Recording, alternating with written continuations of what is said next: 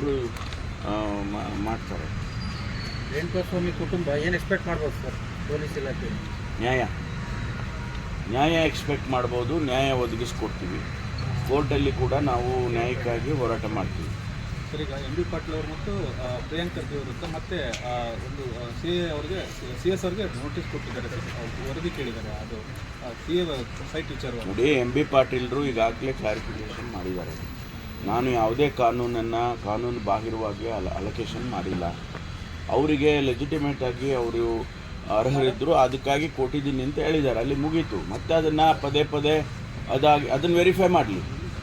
ಅವ್ರು ಮಾಡಿದಾರಾ ಇಲ್ವಾ ಕಾನೂನು ಪ್ರಕಾರ ಅಂತ ಬೇಕಾದರೆ ವೆರಿಫೈ ಮಾಡಲಿ.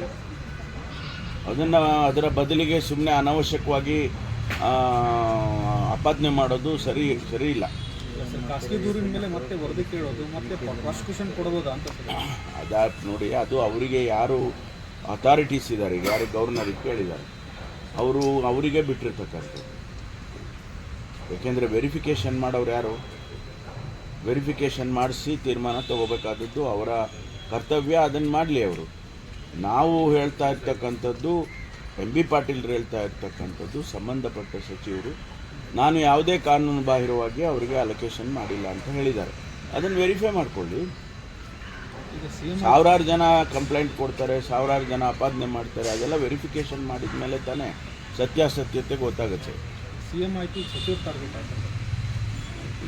ಇದು ರಾಜಕಾರಣ ಮಾಡ್ತಾರೆ ಅಂತ ನಾವು ಮೊದಲಿಂದನೂ ಹೇಳ್ತಾನೆ ಬರ್ತಾ ಇದ್ದೀವಿ.